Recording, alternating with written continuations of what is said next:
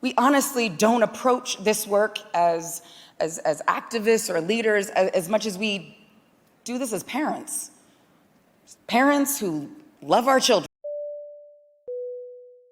So if you weren't paying attention this past weekend, it was the annual NAACP Awards, and it was headlined by a speech with Gabrielle Union, flanked by Dwyane Wade, for the argument of including the struggle of LGBTQIA plus rights with the struggle for Black people for equality in America. And of course, they're talking about the issue with their daughter, who is now 15 years old, who's transitioning from being born male to being a female, right?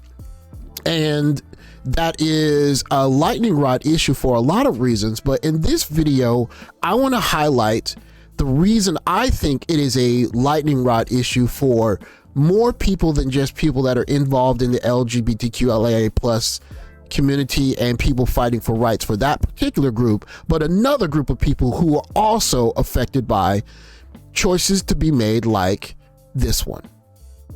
So this is a Reuters article titled "Putting Numbers on the Rise in Children Seeking Gender Care" from October 6, 2022, and it's talking about the rising numbers of children that are, well, first of all, experiencing gender dysphoria, and you see the number rise drastically from 2020 to 2021. And if those numbers are extrapolated a couple of years, as this video is probably in the triple digits or the 6 digits, right? To hundreds of thousands.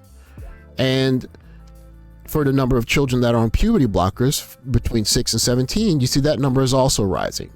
And then again, you see kids that are on hormone therapy between 6 and 17, that number is also rising.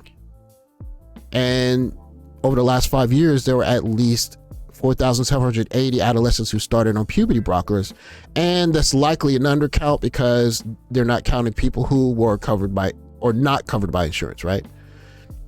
And then you have the number of children who are undergoing hormone therapy, 14,726.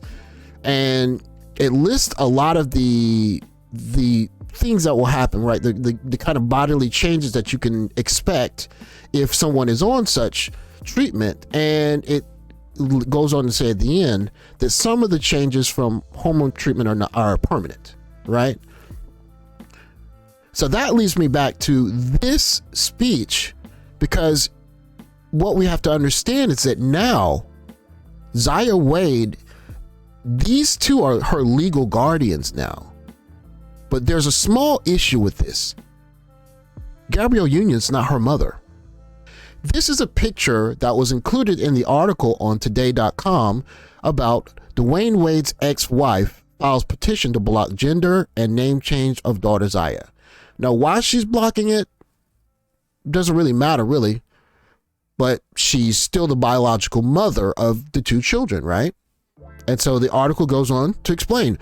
And this is an article from November 2nd, 2022. So as of this video, about 3 months ago, Siobhan Funches Wade, ex-wife of NBA player Dwyane Wade, is asking a California court to prevent her former spouse from allowing their 15-year-old daughter, Zaya, to legally change her name. He says, since it's a new way of new parenting, I guess I have to address the allegations here, which is a shame. While I'm on a life-changing trip in the motherland, I've received social media posts about me forcing our 15-year-old child to be someone she's not and to do something against her will. So Funches said in court, I contend that our child should not be given the opportunity to decide for themselves at the age of majority if they want to move forward with changing their name or gender. She argued this matter is a parental rights issue and that her ex-husband is using his status to make profit for Zaya Wade's brand partnerships. And that's the point of this video. This is not a video about the LGBTQIA. That is immaterial to this issue. This is an issue about life decisions being made for a 12-year-old who is now 15-year-old without the consent of one of the parents. And you can see a picture here with Zaya and her father. The document said, I have concerns that the petitioner may be pressuring our child to move forward with the name and gender change in order to capitalize on the financial opportunities. And Wade's ex-wife also said in court that outside factors could influence Zaya Wade's decision to change her name and gender. This matter has been highly reported in the media, and there will likely be media pressure on the minor child. On August 22nd, Dwyane Wade said in filing that he has the full authority to make decisions on behalf of his daughter. One parent is making these decisions. One parent. Now imagine being the other parent and being powerless in the situation. Whatever you want to do with your sexual orientation, that's fine. But we're talking about minors, and we're talking about one parent is being locked out of the process. And Zaya was honored as a trailblazer by the LGBTQ entertainment brand Logo. The company has an annual series called Logo 30, highlighting trailblazers in the LGBTQ community. Okay, now you can see what the issue is here. The issue is not about the choice that she's making for her lifestyle. The issue is that this is a decision that's being taken out of the hands of one parent, which leads to another totally different question. What happens if you are estranged from your children through a no-fault divorce situation, and the parent who has primary custody makes this decision with your child? This is something that we've never really considered in America, but it is a looming issue, and you can see that it's going to be an issue in this case. One parent, and if you really consider it, this is not just one parent, it's one parent with a step-parent, and possibly a step-parent with an agenda. This, again, is new. This is new water. We've never seen anything like this, and it's going to be something that's going to need to be dealt with in the future. There's going to be more of this. Imagine a step-parent making decisions, life-altering, lifelong decisions for your biological child. That is exactly what's happening here.